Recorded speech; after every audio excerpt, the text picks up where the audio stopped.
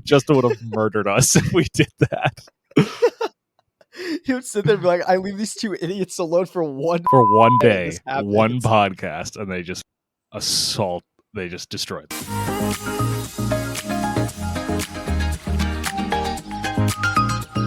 Cancun. All right. Welcome back to episode 33 of the Coconut Curry Podcast.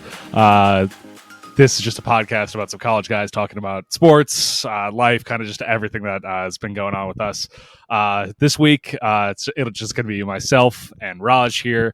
Justin is currently in Florida. I believe he just finished up the script while he was in the airport in Florida. Yep.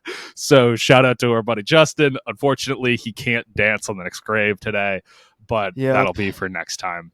But yeah, so we've got a decent amount to discuss today. So please, if you enjoyed this video, like, subscribe, follow us, listen to us on Spotify. My gambling addiction, please. Fund Raj's gambling addiction. He's had some rough goes at it recently. So we need all the help we can get. So let's just get right into it. So well, first of all, we got to do our disgruntled moments of the week. So Raj, talk to us about your gambling addiction. Yeah, so I've been hitting some great parlays lately. Just a quick Phillies have been on fire. Easy parlays, an Alec Boehm hit, a Bryson Stott hit. The over on strikeouts for Ranger Suarez is always a guaranteed. Amazing. But when the Phillies play the Nationals, who are not that good, I expect Bryce Harper to go out there and have a revenge game against his former team every single time. Mm-hmm. But of course, it's baseball, and players sometimes don't play as well one game. And of course, the one game I bet on, Bryce Harper went 0 for 4. I don't understand how I always manage to bet on the games he does that, because the next game he goes 3 for 4. Then after that, he goes 2 for 4. And he's popping off every game since I bet on him. Please, I don't know if I'm helping the Phillies, but it's not helping my bank account. So, for the love of God, Bryce, if I bet on you, just please get a goddamn hit. You're minus 250 to get one goddamn hit. Yeah, I'm looking at his stats right now. He's batting 280, so pretty good. Not terrible, nothing like insane, but like very pretty consistent hitter there to get a hit. Like pretty consistent there. So that's a real tough look there. I also have another gambling story. Keep going. Yep, let's hear it. Let's see. I don't know what went through my head when I saw OG come back and think, hey, maybe he's going to pop off this game. Brother. And I didn't really read the injury report. I didn't read too much into it. I thought it was a minor hamstring aggravation. So I was like, okay, you know what? Surely he'll get 9 points. And he was close. Dude was in there for 2 minutes. I mean, he was great efficiency. 2 minutes, 5 points, a 3, and a simple jumper. Like, I was like, oh, I'm on great track right now. No, and then he just came out the game and it just never came back. The only legs that did not hit in that lay was OG not getting 9 points. That's brutal, dude. That's so brutal. I should have bet the under, but oh well. You know what? Hindsight's always 20/20. And because remember, 100% of gamblers walk away before they win big. So you got to just keep gambling. Got to deposit some more. Exactly. So my disgruntled moment of the week for the second week in a row is my AC unit that I did put into the wall. Last week I talked about how I found dead bugs in there. And here's the thing. I was like, I'll probably be able to hold out, get a new AC unit. And then this week it was at minimum 82 degrees every single day. So my room, as you can tell for those that are watching on YouTube, there's a lot of sunlight that's trying to come through here. It is directly in the path of the sun the entire day.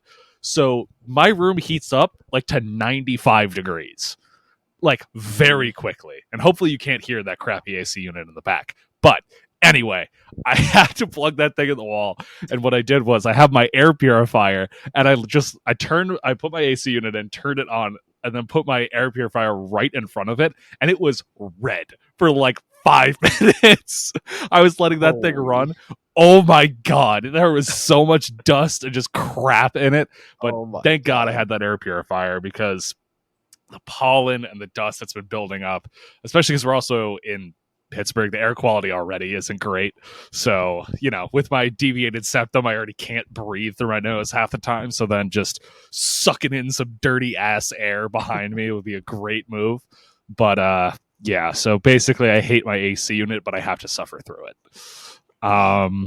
Well, yeah. I mean, with the AC, I remember because Andres has stopped working.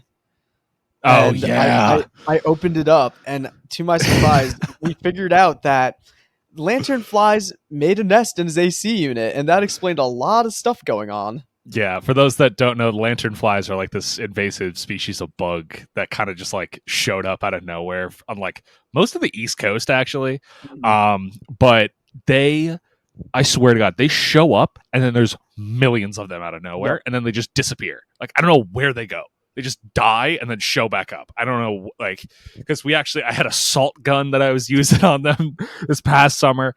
Hopefully, knock on wood, it's not as bad this year. Doesn't seem like it's going to be as bad because I haven't seen a ton yet. Again, knock on wood, Jesus Christ, I'm going to say this and they're going to be covering our house again. But last year was terrible. So that makes a lot of sense, actually, why there were so many on our house, because it was literally a nest in Andres's brand new AC unit. I couldn't believe my eyes when I opened it, and I'm just like, what the hell is that? What is that? Oh my God, it was so bad. All right, well, let's get into sports. Obviously, baseball's been going on in the background. No one really cares yet because it's not October. It's all right, whatever. Also, hockey's been going on. Rangers made the Eastern Conference Final. That's literally the only note because nobody else watches hockey here, even though I've been very hyped about it. Anyway, so playoff report. Last time we recorded, Knicks and Pacers were tied 2-2. Denver and Minnesota were tied 2-2. Dallas was up 3-2. Celtics were up 3-2. So the one that I kind of want to just brush past really fast is Celtics Mavs. Or Celtics were up 3-1. That's right. Yeah. Let's just blow past the Celtics Cavs because like we knew the Celtics were going to gentleman sweep them. Like the Celtics do this thing every single time they play a series. They look amazing. One of the games they look absolutely terrible, and then they look fine for the rest of it. Always game two, almost every single time. They always lose. They split at home every time, and then they're just fine for the rest of it. I don't know why that happens, but it does. They look great. They look like one of the most complete teams out there, but they have probably the easiest finals run I've seen in a long time. They went up against the Heat, who were injured. Without Jimmy Butler. Yeah, the Cavs, who were injured. And now they're going against the Pacers, who aren't that good, even though the Pacers, we'll get into it later, they did hold their own just by trying to shoot the lights out the gym. But they were either going to play the injured Knicks or the Pacers, who are very inconsistent. So they have a free shot to the finals, and they're probably going to get obliterated by whoever gets there. But let's address the elephant in the room. Knicks did lose in 7. I always thought I'm pretty sure I said Knicks in either 6 or 7. But I mean, it was very clear that, like, obviously Game 5, Knicks blow out the Pacers at home. Go to Indianapolis. They end up lighting it. The Pacers end up lighting it up. Go back to Madison Square Garden. It's like, all right, Hart was clearly hurt this past game. OG might be able to play, but they're both gonna play through it. We're gonna see what we can do. And they just did not look like themselves very clearly. And then I think partway through the game, Jalen Brunson breaks his hand, and it's just halfway through the fourth, he fell on his hand or something. Yeah, so injuries just obliterated this team. And also, like, there was damn near no team in the NBA that was going to be able to beat the Pacers that night when they, at one point, were shooting like 75% from the field. Insanity. Yeah, it was I don't understand how. They just didn't miss shots, like, period. Yeah. They were shooting like 50% from 3 and 75% from the field up until like the third quarter. It's like no one is stopping that. Like, there's nothing you can do. Like they hung 70 points and a half, which is nuts. Yeah, that's insane. That's putting up nearly like a low scoring game total in one half. Like, it was unreal. All credit to the Pacers there. They looked incredible. They were not losing that game because they just couldn't miss. I mean, that's just the facts. Like, they couldn't miss. Obviously, it sucks because the Knicks didn't really have like some of their guys like Robinson or OG to be able to kind of play some more defense because Serge Ibaka looked ridiculous. He was an absolute matchup nightmare. But wait, you mean Siakam? Siakam. Why am I saying Serge? Mixed Serge Ibaka hasn't been in the league for I years. know. I said it. I was like, that's not. I didn't think that was his name. I was like, wasn't he on the? He was on like the Heat team in like 2013. Whatever. Yeah. Whatever. Let's see. Whatever. No, please don't do me dirty like this. This is so embarrassing. Wait. Is he a Celtics bench player? No way. He's still in the league. He definitely retired. Please don't do me this. He's still in the league. Ha! He is still in the league. He's still playing. Oh no! He's playing for Bayern Munich in the European basketball. He's playing for the German. Oh God. Okay, ignoring me having a stroke right there. Yes. He was a matchup nightmare, and it like at the end of the day, the Knicks clearly like as much as it does suck that they lost game 7, they were not doing shit to the Celtics that injured. And I feel like the Knicks have really built like a good culture there where it's like, it is like New York basketball where like it is a tough, gritty team that is going to like play you hard no matter who's on the court. Like as much as I hate that Halliburton only chirps when he's up 10 and he's shooting well, but like you get like DiVincenzo, who's like the role guy going up to him and is like talking back to him down 15. Like he doesn't care. It's like, yeah, I'm gonna chirp you because you're not talking to me like that. Like I love that. Like Josh Hart obviously is like the heart and soul of this team. Brunson looked incredible for basically the entire playoff run. I think the Knicks going forward, I think they should try to run it back as best they can.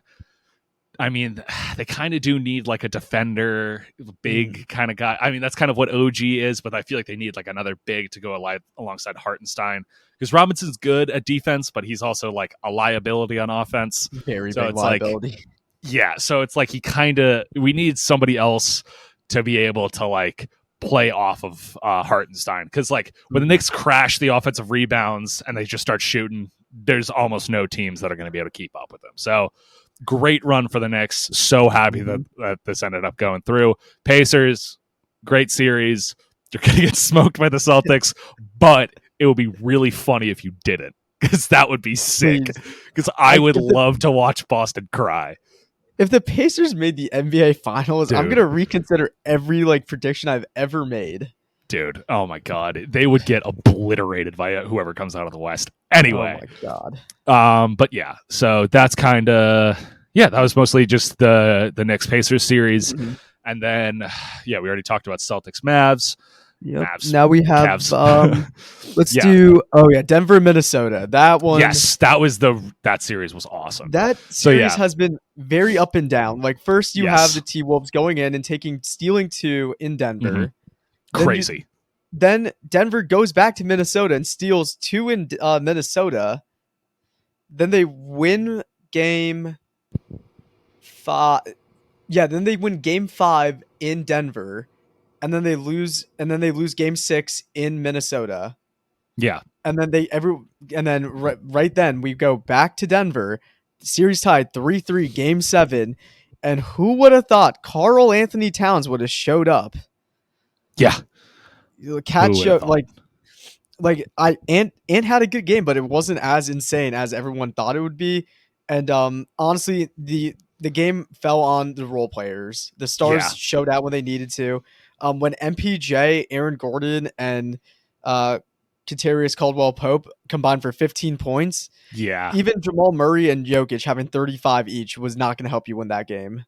No, because then they then combined that's only 95 points between the entire starting lineup, and that's just not going to be able to keep up, especially because as much as Ant didn't have a great shooting game, once he was able to figure out how to guard Jamal Murray, he didn't he had him in handcuffs. He really couldn't, because it was that first half Jamal Murray was popping off and just was scoring at will. But then once Anthony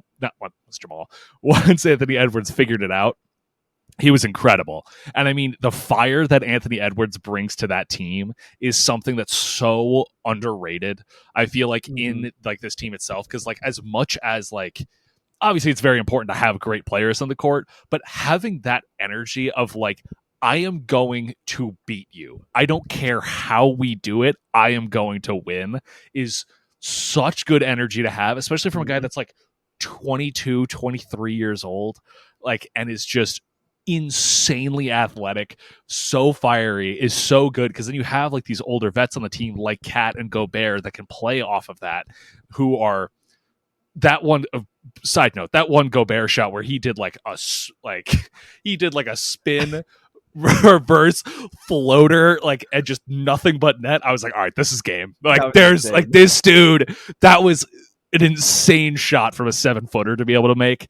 That was ridiculous. But yeah, you're right. It was really those role players, I think, that also played off of Anthony Edwards' like passion and his fire, because they looked like they were just not losing that game, period. Like, I think Denver looked a bit tired. Like, obviously they wanted to win, but I just don't think they had enough in the tank left, because like obviously they were playing in the finals last year. So like they've had like a long season this past year. Obviously they had like the off season, but now they're going all the way into game 7 outside of an Eastern Conference final. And it's like, or Western Conference final.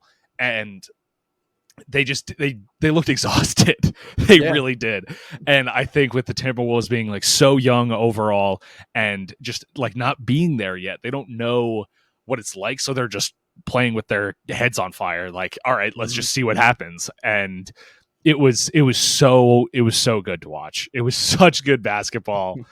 And I don't know. I really think that the Nuggets, I think they need to probably improve some of their role players a little bit, but like overall, I don't think this should be called for panic at all. Like, they won the finals last year, for God's sake.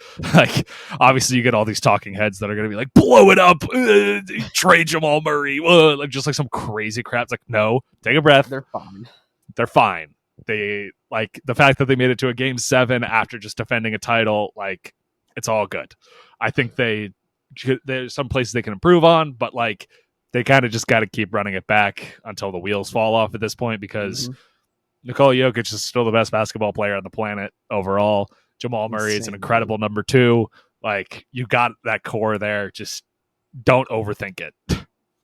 Exactly. And like I was looking at the box score, like the reason the Nuggets lost that game: Jaden McDaniels 23, Cat 23, Gobert 13, Anthony Edwards 16, Conley 10, Naz Reid 11, and then like some no names that didn't really do much, but still, like. And then you look at the Nuggets, like, Jokic, Murray 34-35, AG, MPJ, and KCP 4, 7, and 5. Like, you're not, and Christian Braun too. Like, they're 6-man, 5 points.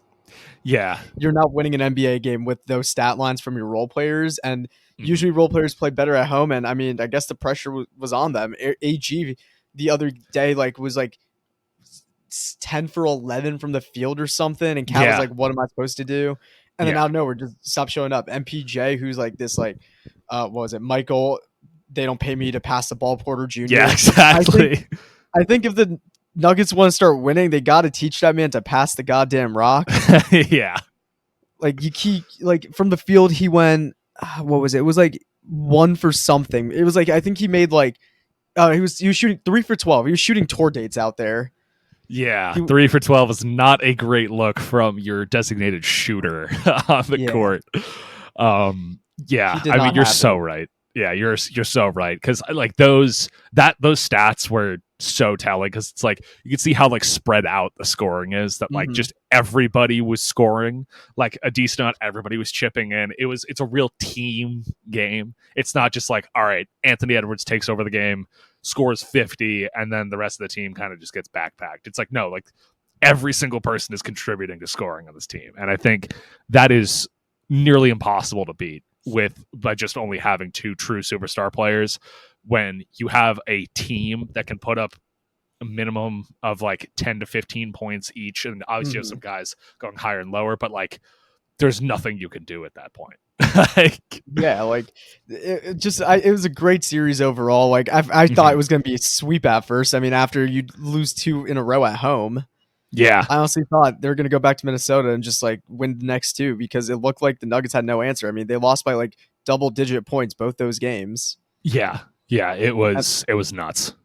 Mm-hmm. I mean, good. I mean, the Nuggets, they shouldn't blow it up, and like I'm very excited for the Timberwolves. Such a young team, they're going to do a lot, and Ant's a rising star right now. Where do we think he ranks in the NBA, like as a player? Talking to Ant. Yeah. I don't know because he is still so young. Mm-hmm. I would say like he's definitely like because he's not in like that like Jokic, Embiid, Giannis. I'm trying to think about who those other like because he's not in that like upper tier of like true like actual guys that can like take over games yet. I would say he's probably in like the higher end of like tier 2 elite. I would because like obviously it's like I'm not just putting him at like a number per se, but like your tier 1s are going to be like your big body guys. At least this is how the NBA kind of rolls now, but it's like your big body guys that can just take over games, Giannis, Embiid, Jokic. Then you have like your guys that are a bit older but are still legendary, like a Steph Curry, a KD, even a LeBron at times, or an Anthony Davis. But I think Anthony Edwards, with how young he is and how much like talent he's shown, I think is like knocking on the door kind of thing of getting into like that top tier because the way he's able to lead this this team, I don't know, like he has like that right passion, that right mindset. Like I don't think he's there yet into like this dude's like the face of the league, but I think he's getting close. I think if he gets like another year or two under his belt and he really starts refining his game, I think this dude could easily be like the next guy in the league for a long time. Yeah, like I'm looking online on the NBA stats. His only stat that he ranks top 5 in is usage percentage at 31.4. The rest of it, I mean, yeah, like he's not your like team. He's not the one on the team that's going to drop like 40 a game. He's no Luka. He's not a Embiid yet, or a Giannis. He's not up there yet. Like even Cat's up there at let's see, Cat's up there in some stats too here too, but I think what's going to happen is let's see, centers points per game. Cat is top 5. Edwards is not top 5. I don't know where it ranks for his position, but I feel like right now, I mean, he was a first round pick 3 years ago. Give him another year or two, and I think he'll like have that like I think his like comp right now in my head is like he's similar to Tyrese Maxey, where like both of them are on the come up still. Like without Embiid, Maxey could lead the team to a win, but it also depended on how the role players played. Whereas, say someone like Steph, who could just take over a game, or Embiid who could take over a game and win the game by himself. So it's going to be interesting to see what he does and what moves Minnesota makes in the offseason. But like that pairing of Ant and Cat has been working out pretty well. And Naz Reid is a bucket, 6th man of the year. He's super good. What a legend, dude. I love that. The putback he had was insane. I was just watching. I'm like, there's no way. I forget which game it was, but I know the one game it was Naz Reid night, and they gave fans just towels that said Naz Reid on them. It's like he's like the meme player that like is actually good for once, and it's like, oh my god, this is perfect. Like I saw some grandma get a Naz Reid tattoo on her. Like this dude's incredible. Like that's their glue guy right there. That's just like you're saying, he can have those like iconic moments that like, oh yeah, he has this putback and he only has like, 7 or 8, maybe 10 points like on a good night, but he has like those big moments that really set that team apart and get them going. So love Naz Reid. Love him. And Jaden McDaniels, you're a clown for trying to oop it to yourself and dunk and get blocked in the last 30 seconds. Oh god, I mean, I don't hate that because like, look, he had some balls on him, man.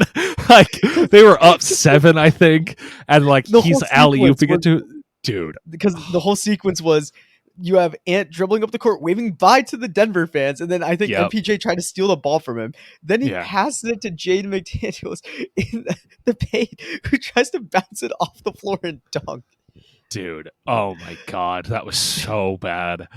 That if he actually dunked that on, I forget who was trying to block him. If he posterized a dude while doing that, I think the benches might have cleared. I think they were getting into a fight immediately. Who was it? It might have been Justin. Brown? No, it might have been Reggie Jackson. Oh, Reggie Jackson. Or KCP. One of the two. Okay. Dude, oh my god. That was so funny. But then, so funny. And then moving on to our third game 7, or not a third, not third game 7. Moving on to another close series. Oh yeah, The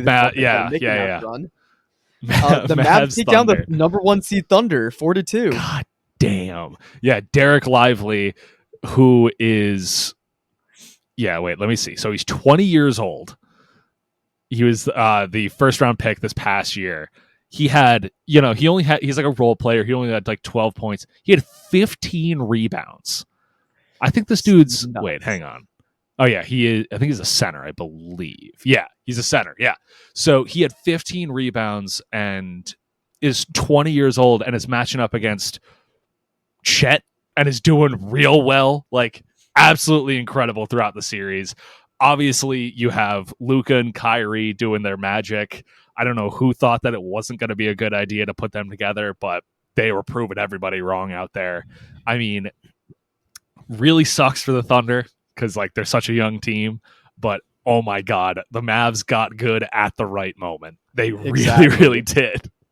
And that's just what the playoffs have been so far. Just teams getting very, very good and hot at the right moment. I mean, I thought the Sixers were very good and hot at the moment, going in like a 9-game win streak. Then Embiid gets rid of his stupid braids, and next thing you know, we're ass again. But it's the whole playoff so far has just been teams getting hot at the right moment. And I mean, looking at the box score, let's see. Luka 29, Kyrie 22, and Luka had a triple double that game. Yeah, he came to life in game 6 and 5, and I mean, let's see. Derek Jones also 22 points, solid. Derek Lively, he was like the role players showed up, and on the Thunder side of things, I mean, Jalen Williams 22, Chet 21, Shea with 36, and basically that's it. Our favorite rising star Josh Giddey. Okay, all right. he only had 2 points, 10 minutes. He didn't really contribute much. Aaron Wiggins 0. I mean, this was the final score of game 6 was 1 point. Like this could have easily gone to a game 7 as well. Oh yeah, absolutely. Like that was clearly like two of the best teams in the West just beating the crap out of each other like the entire time. Like both teams were like, they were aggressive. They were playing hard the entire time. And like, it does suck that the end of the game came down to a foul and then 2 free throws to win them the game. But I mean, it was a foul. Let's be very clear. Yes, it sucks. I have a lot of opinions on Redick because I didn't watch the game, but I saw like the final like foul thing, and people in the Mavs fans in the comments, that's not a foul, and I'm watching it. I'm like, what? He smacked hit his hand.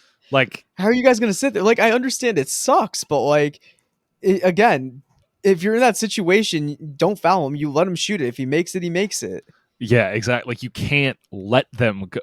Like at that point, it's like if you believe that he is going to make that shot, you need to foul him like crazy, and then force him to the free throw line. So you got to pick one or the other. It's either got to be do not let him shoot by any means necessary, or sit back and let him shoot. Because if you think that he's going to make it, you got to just foul him. And then just hope that he misses a free throw and then go to OT. Or you can't touch him.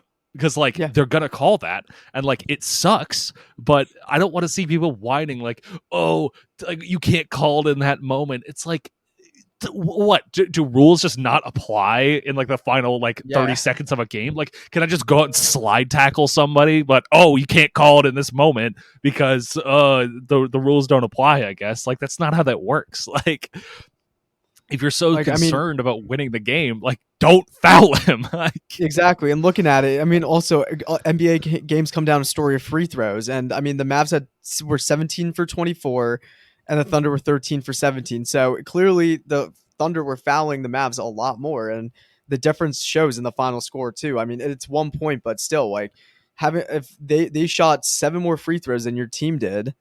Yeah, like, and that's the thing. Like, obviously, you're gonna get the people that, like, you know, you break it down in slow motion. This could be a foul. This couldn't be a foul. Whatever. Like, at that point, if it comes down to 1 point, like, you cannot put yourself in the situation that the refs are deciding the game. Like, it should never come. Like, you are professional athletes. You should be good enough, and they are good enough that they could have won that game by more than 1 point. And like, looking at the stats again, the Mavs had 17 turnovers in that game. The fact you didn't like the differential. Mavs had 17, Thunder had 8. So differential of 9 turnovers, and you didn't capitalize on that. If both teams capitalized and scored a bucket on every turnover, you win that margin by 18, or you'd have 18 points right there. Yeah, exactly. So, like, it doesn't make sense. It's just, there's clearly so many other factors besides just the refs in games that do impact it. Now, obviously, you're going to get the 2-minute reports that are like, okay, well, this was a foul, this wasn't a foul. But it's like, at the end of the day, like, it needs to come from the teams. Like, you need to be able to play through that. Like, you have to understand that, like, yes, do the refs always need to be better? Absolutely. The refs are terrible every year, but you know that. You know the refs are going to be bad, and you should be able to play beyond that. Like, you're getting paid millions of dollars to play this sport. It shouldn't have to come down to complaining about the refs at the end of a game.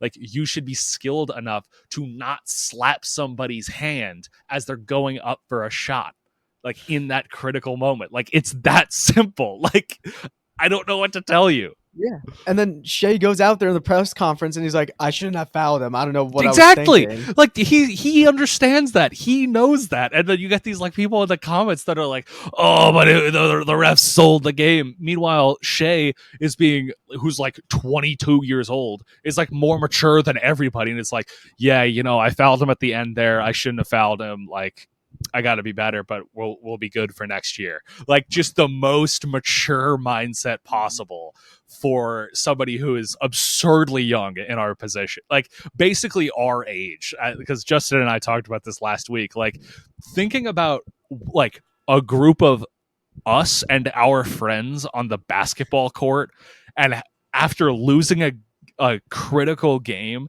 getting a mic shoved in your face and saying, yeah, so the refs blew the game, right?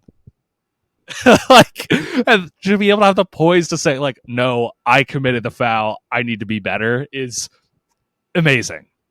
Shai really did an amazing job responding to that, and I'm not worried about this Thunder team at all going forward. They have so many first round picks in the next, like, 3 years. It is ridiculous. Like, Josh Giddey, you better get to start. Like, Josh Giddey's going to be learning Chinese, because if he's going to be putting up these terrible games, he's going to be replaced with, like, 4 first round picks. Like, this dude needs to focus on basketball instead of underage women. Yeah, he's about to be out of a job real quick, because if he keeps putting up those stinkers at the end of games, like, dude, they got a lot of first round picks and they have a lot of talent on this team. You are replaceable. Josh Giddey, you are a Washington Wizard. Like, unironically, he might be going to the Wizards in the next coming years. Like, that was tough. That was a really tough look for him. And I think the Thunder need to try their best to keep this team together, because this young core that they have of Chet and Shai especially, it's just so good. Like, is so good. And they just need to keep it together. And on the Mavs, I would say absolutely amazing job proving everybody wrong.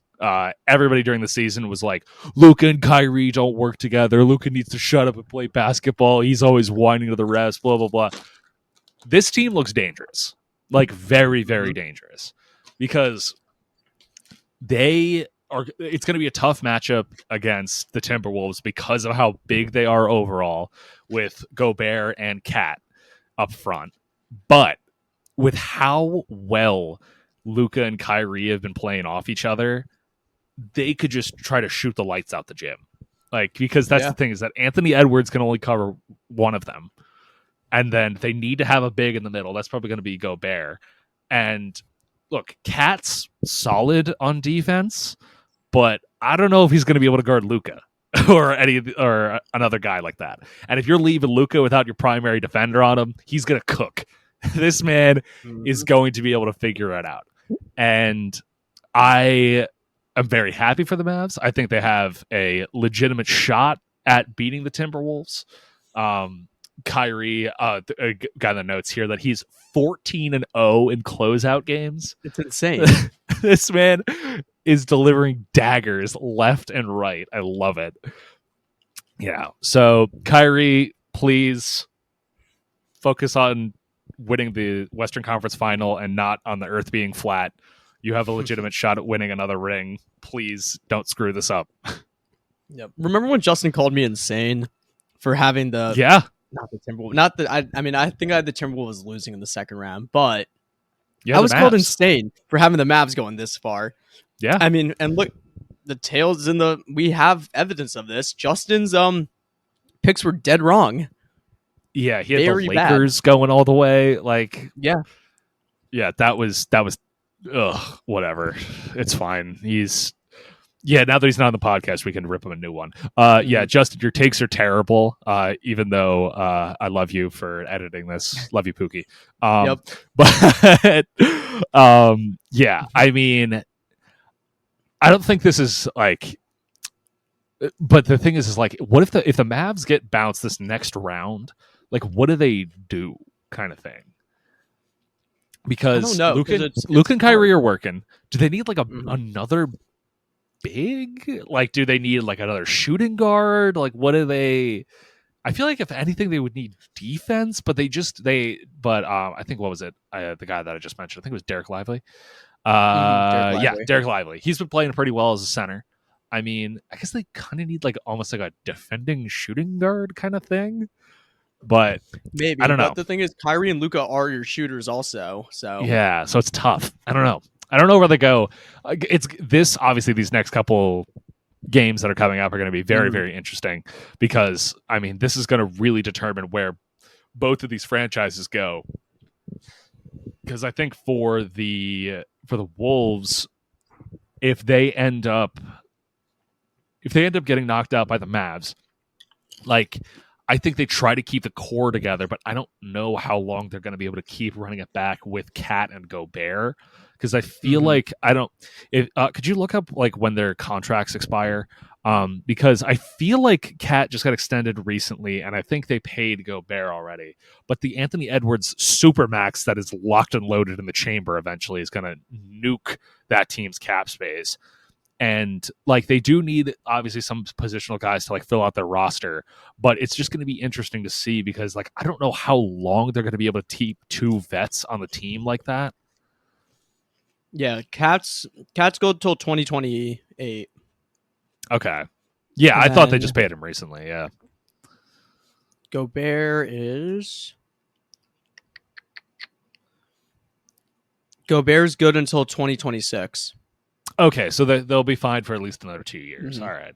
Yeah, okay, so they still have a little bit to run it back. All right, but yeah, that Anthony Edwards supermax. Oh my God, that's going to be so much money. It's gonna be crazy.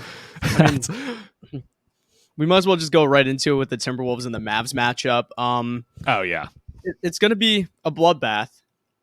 It could go in my head. It could go either way. I don't know who's going to win. I mean, for my prediction, I want the Mavs. I think I want the Mavs to win for my prediction.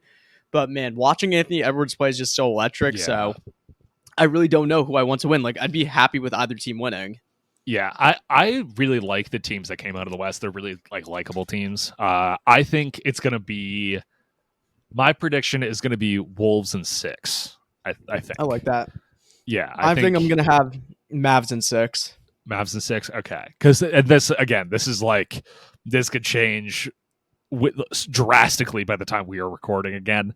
So this could all be complete garbage. Like one of these teams could have swept the other. I could see that happening, just like one of them coming out the gate. I could also see this going to 7. This is going to be a really, really fun. This is going to be a really fun matchup because like you have 2 incredible shooting guards with some solid defenders up front going against 2 pretty good bigs with Anthony Edwards as the point guard. So it's like you got 2 very different styles of basketball hitting each other right at the Western Conference Finals. So I'm excited to watch this. I think first game's tonight, I believe, as we're recording this. Yeah, so that'll be a good game to watch. Let me see the lines for it. Yeah, check those lines. TWolves versus Mavs.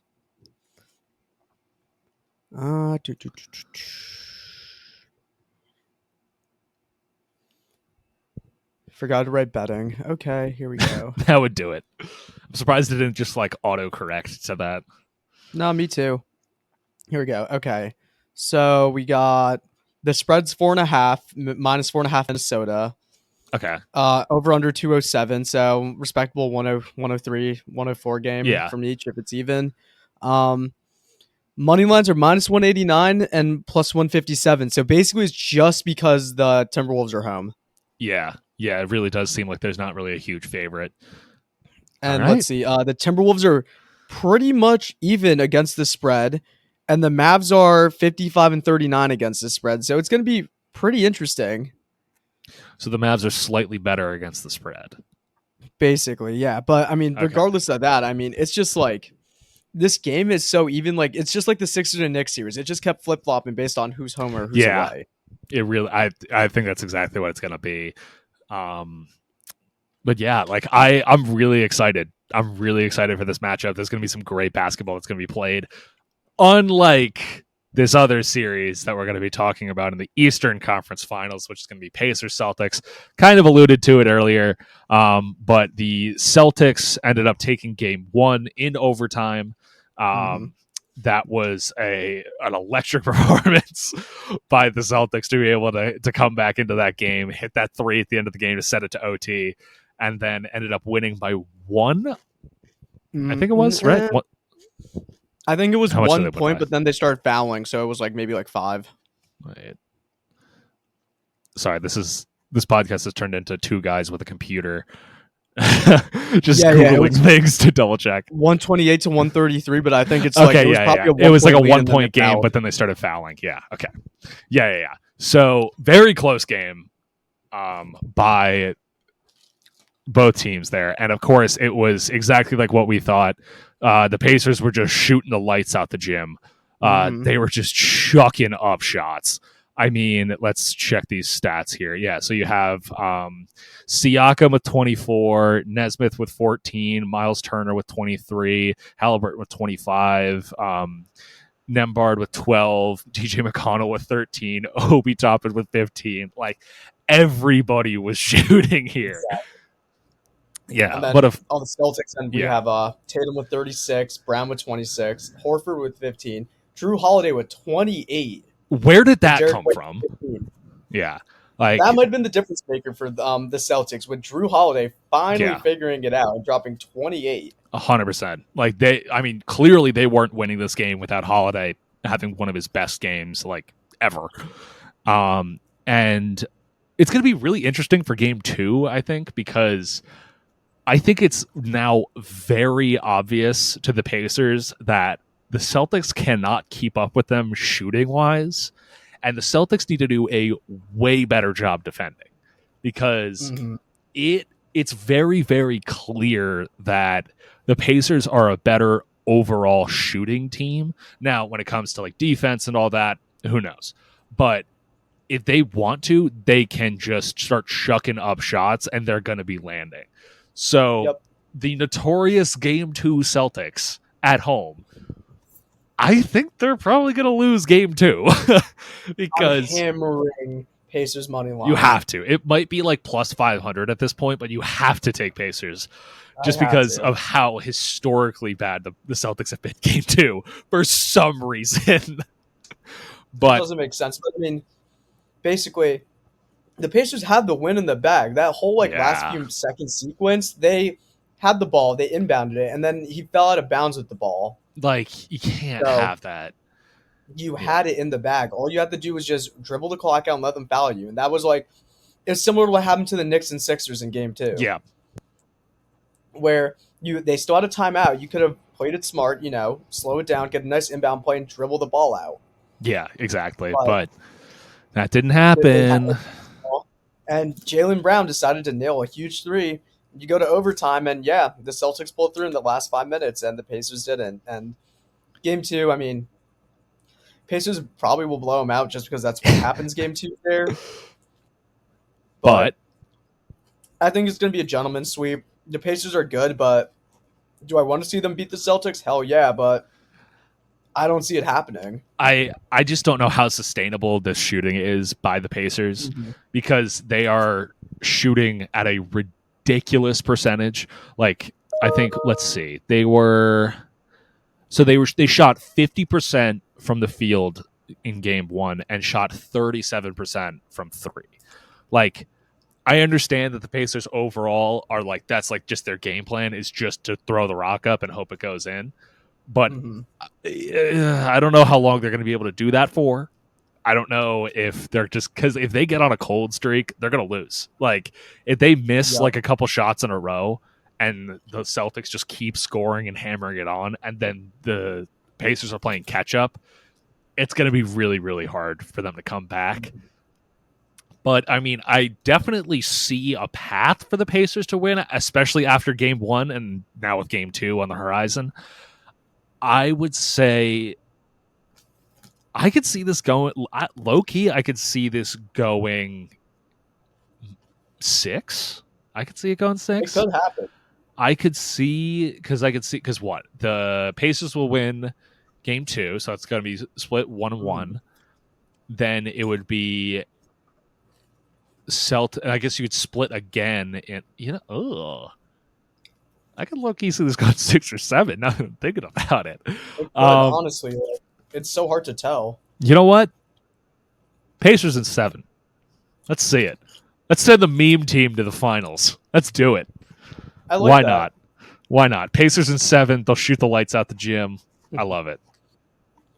Yeah, and I mean, looking at it too, like the Pacers got to fix their fouling issues because they can't let the Celtics 30 free throws. Yeah, that's ridiculous. You can't let them. Yeah, and especially they were 80% from the. Oh my God! Wait, hold on a second. The free throw matchup was 30-10. Mm-hmm. The Celtics only fouled them 10 times. Oh my God! All right. Well, hopefully that wasn't the old Boston refs getting the nice money handshake there. But good Lord, Pacers, you can't expect to win a game fouling a team 30 times. Like that's and obviously it's probably a little bit inflated because of the end where they're probably going to be fouling a lot more. But even still, like 20 is a lot. 30 is ridiculous. Let's see, there's 23 personal fouls for the Pacers and 15 for the Celtics. But, like, you can't do that and expect to win games. You just can't. You can't have that. And, yeah, because, like, they got 24 points off of free throws alone. Mm-hmm. Because that's a plus, what's that, a plus 15 margin then? Yeah, it's a plus. Yeah, so the Celtics netted 15 extra points off of free throws alone. That's crazy. I didn't even realize that stat was there. Oh my God. Yeah, Pacers, you got to figure that out. I'm going to regret this pick now that I just said Pacers at 7, but you know what? I'll stick to my guns. Yeah, they really got to figure that out. If the Pacers just simply fouled less, they would have won that game. Yeah, they would have. They would have won that game. They would have won the game if they figured out their inbound pass. Like, damn. All right. Damn, that's tough. I might have just screwed myself with that pick. But you know what? I'm going to stick to it. Pacers in 7. Send the meme team to the finals. Have them be stupid and keep this core together with unsustainable shooting. And then they're going to be very, very much. They're going to be much worse off later down the line. But whatever. Whatever. I'm going to take Celtics in 5. I think it's just going to be a gentleman's sweep, and I don't think they're going to be able to sustain it. Okay. So we got Celtics in 5, Pacers in 7. All right. I love it. All right. Now, one of our final things that we're going to be talking about is what Justin has been wanting to talk about forever at this point. And of course, the one time that he's not on this goddamn podcast, that's when we're going to be talking about it. Of course, when Justin comes back, he'll probably have his own thoughts and opinions and probably respond to us being dumbasses on here. But he has wanted to talk about JJ Redick to the Lakers as a head coach. So, what are your thoughts and opinions, Mr. Raj Patel, on JJ? Give me the rock. I'm shooting the ball. Redick as the head coach. It can't get much worse from here for the Lakers. Like, let's be real. Like, every Lakers head coach that's gone through LA, I just sit there and I'm like, do the coaches do anything for that team? I've always felt like LeBron's just been the coach the whole time. I know. The thing that always confused me is like the head coach that they had, was it Vogel something? I forget what his name is. I think he's the head coach somewhere else now. But Frank Vogel? Yeah, Frank Vogel. He was like fine. I don't know why they fired him. But of course, you know, with the media always screaming about the LA Lakers, I understand why he was fired. I don't understand the reasoning behind it. But at this point, I feel like a lot of the coaches that they've kind of like had have just been like, especially this past guy, I feel like it's just been like a traffic cone. Like he really didn't do anything.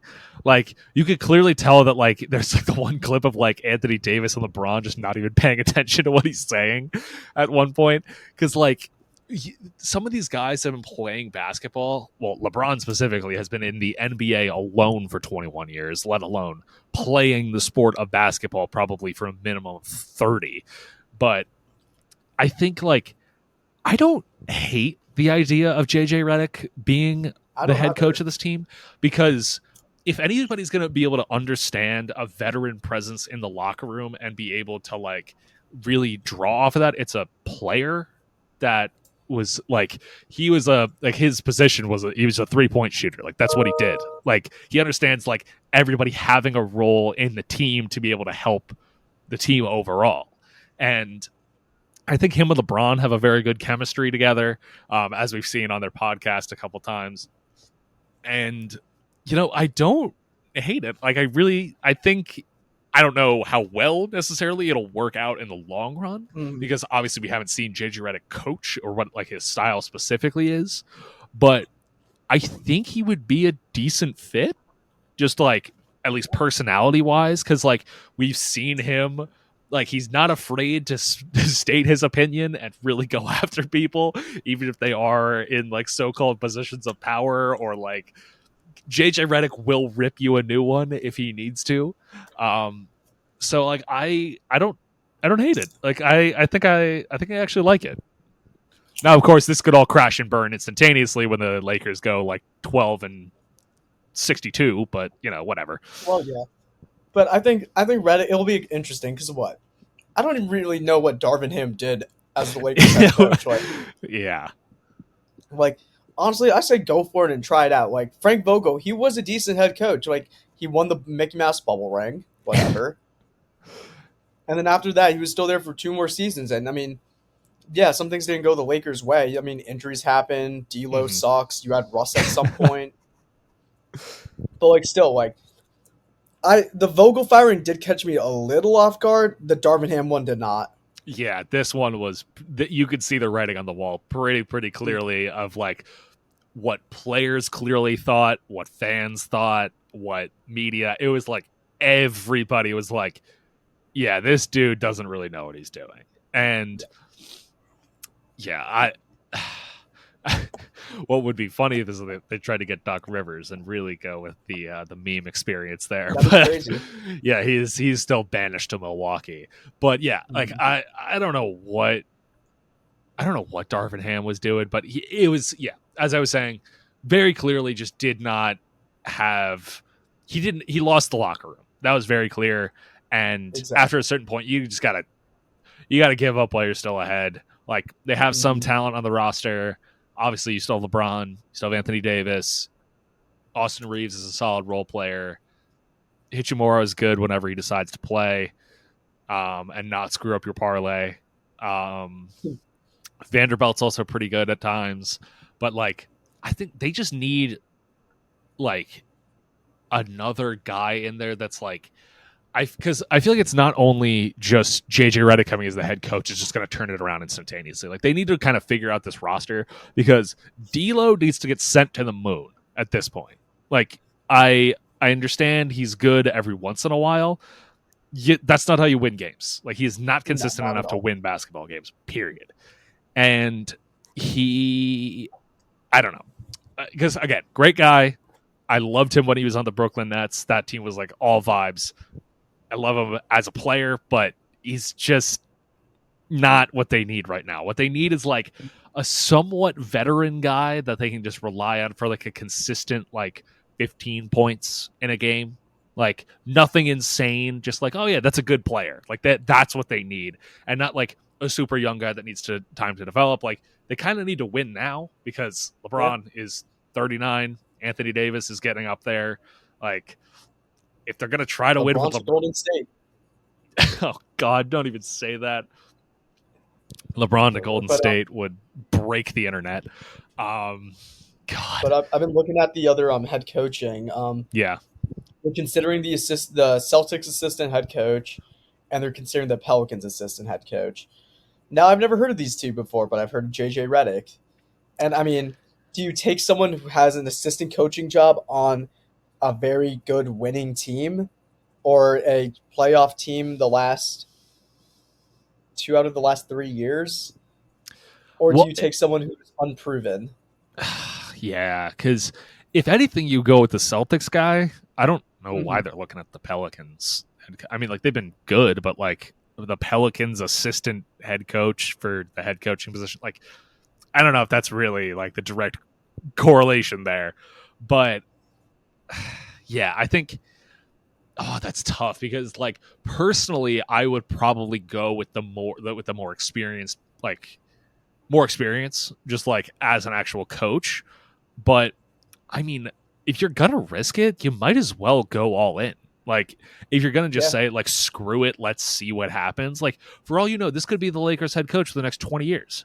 Like, because former player was an amazing player, clearly has great chemistry with current NBA players. Like, basketball IQ out of this world. Like, why not? Like, what are you gonna do? They want to try to see if they can do a Pat Riley thing. Pat Riley, analyst, everything. He went in. He had a pretty good coaching stint too. And I mean, what you do is if you go out there and you can understand the game like that, you know how to like. I will say, like, I feel like some analysts might be good coaches. Yeah, I mean, we've definitely seen analysts go from like playing to then like coaching in the past and even in other sports and stuff. So like, this isn't something like, oh, this is completely unheard of. Like, this isn't Ted Lasso coming in from like Ireland. It's like some guy that's never played basketball in his life is like, oh yeah, I'm kind of just here. It's like, no, like this was a like former NBA, like one of the better 3-point shooters of all time. And like he clearly has all of like the characteristics to be a good head coach, but then it's like, oh, like as the general manager, at least it's like, am I signing my name up for the JJ Redick experience? Because if he crashes and burns, I am out of here as well. So that's kind of where it comes down to. And, you know, if I was the GM, might be favoring more coaching experience, but I could get talked into JJ Redick. I mean, if he interviews well and like he's able to set up if he's able to show that he knows what he's doing when it comes to like actually coaching and managing these players, like screw it. Let's see how it works.